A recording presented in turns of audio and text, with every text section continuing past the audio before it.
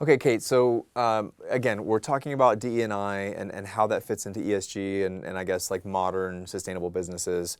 And in MBA programs, there's a term that we kind of throw around. It's like VUCA, okay, VUCA. And it effectively means that the world that we live in today is volatile, uncertain, complex, and there's a lot of ambiguity, okay? And you and I were talking about earlier how DE&I actually is an important element of addressing that for companies, especially large multinational companies. Can you kind of explain that again? Yeah, so I think it was the first time I'd heard the term VUCA, but we know that organisations are rapidly going through transformations and that we live in this uncertain world. And EY has done some research around that as well, showing the transformation, but HSBC more recently has released a report called Seizing Uncertainty, where we found that in these periods of change, whether it's internal or external, people are finding it increasingly hard to make decisions. Yeah. And if they don't feel psychologically safe, that challenge is going to be harder.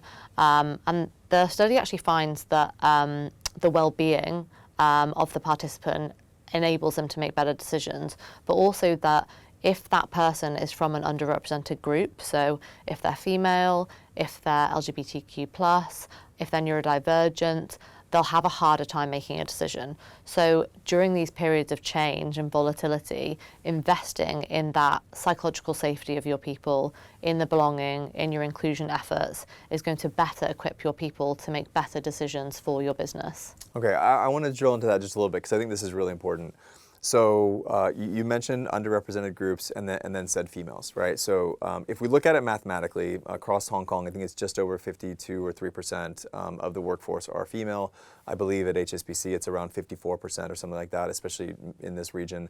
But I think there is still a narrative of underrepresentation, right? So first, let's kind of explain that. How can someone be underrepresented and yet be a majority of a workforce within a company? Yeah, I think it depends on the pillar that you're looking at, but if we use gender as an example, seeing as you mentioned that, what we typically find in the financial services industry specifically is that whilst the overall split of women to men is roughly 50-50, the representation of women will be much higher in junior roles. So through the diversity data that we collect, we can find out where that representation is lower. So, for example, industries like tech may have much lower representations of female at the more senior levels. So trying to recruit for C-suite women in tech may be difficult.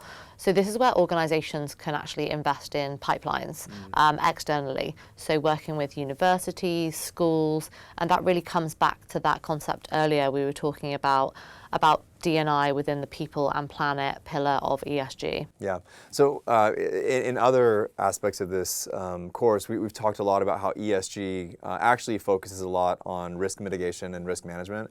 It sounds like that's exactly what you're referring to here, how the world is changing, populations are shifting, there's a lot of uncertainty. I hadn't really thought about the psychological safety aspect of that. I think that's a very, very important element to it.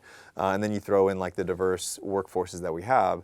And I think it totally makes sense that you have these companies where they need to spend some time, make sure they have these processes in place, make sure that they're looking at, again, the inclusion of people, the sense of belonging that they have within the workforce, because otherwise it seems like it will be increasingly challenging to attract the right talent and retain that talent over the long run. Yeah. Yeah.